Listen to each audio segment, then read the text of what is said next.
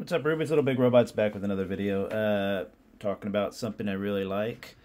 Again, this time I tend to only talk about things I like. I find that if I don't really like something, I tend to put it back or don't review it. I do kind of mess with the stuff before I review it just to make sure that it's good. These are Zoids Wild toys. Zoids Wild, from what I can understand, is kind of like a cheaper line of Zoids. I think it's based on a cartoon. I'm not 100% sure. I'm still looking it up. I reviewed this little guy here that did okay walking wise with a wind up toy.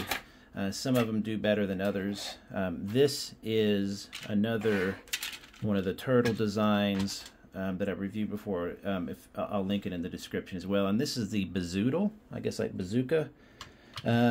Again, inexpensive kit, I think a little over $20, and it's really a pretty basic kit. It's really kind of this kit plus some additional parts is what I'm thinking. Is the inner frame is the same, and if you like stuff like this, make sure you're subscribing, because I get you know, a lot of comments and views and stuff like that, but I don't get a lot of subscribers, so please do that for me.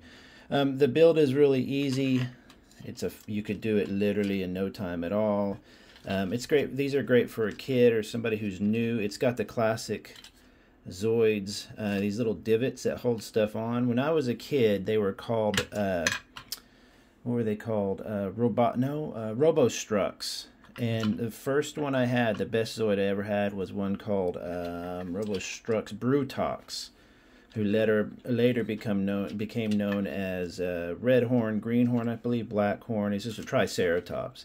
I was able to find an older kit, but I found a Brutox once, Robo-Strucks Brutox once, but I went to buy it and it was sold and never heard back again. So to get back into the Zoids is fun. It's kind of like a light model kit. Now there are more advanced Zoids kits, of course, that require quite a bit more oomph to them, but these are really simple. They're called Zoids Wild.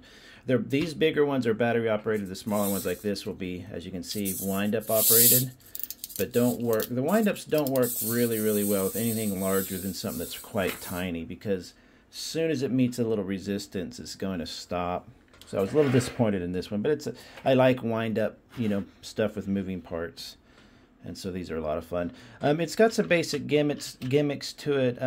This will open up like this, and then it flops, and that pops out, and this flops down. So you've got I don't know what that'd be, like a giant battle cannon thingy kind of gimmick, which is kind of fun how it pops up. Excuse me. The parts all open up. Let's see, I can't remember how to do this now. The rib cage is in here. Yeah, it goes like this, and you see the rib cage there, and then you have one of these kind of pilot dudes, which reminds me of the old Zoids back in the day. They were just little gold guys that were sitting there. They were about just the size of his leg. They were a tiny scale. This one has a little bit more of an advanced, you know, pilot. He's got a face and stuff, so he's kind of cool. And this one, I believe, has a similar kind of ribbed thing that automatically works. And the pilot sits somewhere. I can't remember where the pilot sits, but he looks basically the same. Oh, he's in here. So the pilot would normally sit in there, and I have him removed right now. So that's kind of cool. I like the hatch. I kind of prefer this one. I like the action of it more. It has this extendable gun, but it kind of goes by itself. And I'll turn it on here in a second, and I'll show you.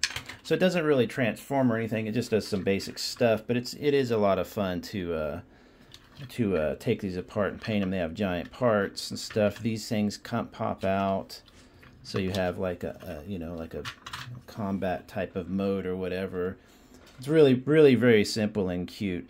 What I like to do is get the batteries going and seeing what it does. I don't think this moves by itself. I can't remember. Let's put a battery in and see what it does. It just takes a single AA, which isn't a lot. These don't require a lot of power, but they do require a pretty flat surface to run it all. So if you don't have something really flat, you know, your kid wants to run it. Oh, actually, is it a AAA? I thought it was a double. Okay, let me go get a AAA. Hang on. Okay, so I have the battery, but it's not a very powerful one. I had to find a used one, so let's see if that works at all. There you go. To give you an idea. So this, I don't know if this is supposed to be moving or not. Let me turn it off here. I can't remember if this guy sits down in there. Let's see. I know that's the piece of that. You can just see the little moving bit down there. And I wanted to say that this guy went up in there. I forgot how it went. Ah! So that part goes down in there. Oh, there we go. You got to pull that down. And then this part here, you can just see, maybe you can't, but there is a part here that rests in there. It's a little bit finicky. There we go. Now let's see what that does. There you go. It's kind of funny. So really, this all folds down. It still protects the head, as you can see, and still moves. It walks pretty well, and I like how slowly it walks. It is a turtle, after all. I kind of wish this didn't thrust as much as it does. It was a little slower, you know, but it's kind of a fun mechanical thing. So I think when you're done, you pull that up. You go ahead and fold this in. Pull this. How do you fold it in? You got to undo that. Escalate that. Push it back in. Then it folds down. Does it not? Oh my God. I completely forgot how this goes. Like that. I would have sworn that folds right up in there. You probably can't even see what I'm doing right now because it's all over the place. How does that go? I need the instruction manual. I don't know where it is. So that goes there. Does this not pop out? Well, I can't remember. But anyway, that does that. Let's show you this one. I've checked this one out before, and it's a really fun little. I kind of prefer the blue one just because it is so much more like a turtle. I don't like all the big guns and stuff, and they're kind of goofy. It's not only that, but to me, I like that it reads like a turtle when it's in its closed armored form like this. And I really do prefer this one. Let's see if we can get this one going here. It's already on. Turn that off. Sorry, I'm not even showing you what I'm doing. So this one's a little bit more compact looking, but it does pop out and do some interesting stuff. Like that, the gun pops out. I think you've got to, yeah, you got to pop it out, and the gun again sits in there somehow. I'm forgetting how. Let's see if I can get that going. Where are the little bits?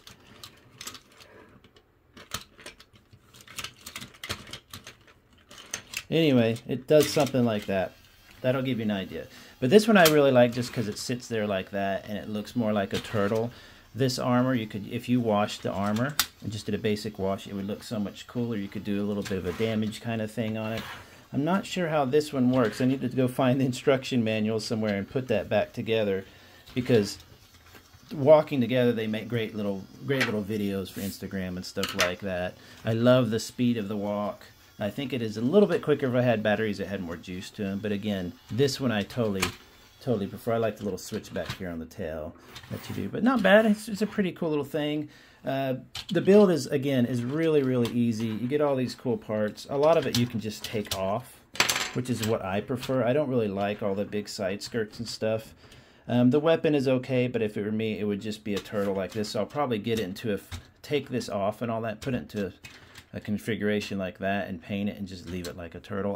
Turtles are one of my favorite animals. I love collecting robot turtles. I have some wind-up ones, and so this is really interesting. But anyway, that's just a quick look at the Bazootle, the Zoids Wild Bazootle. I'd say that, see, that's kind of cool looking though, with it folded up with the gun out. That's neat.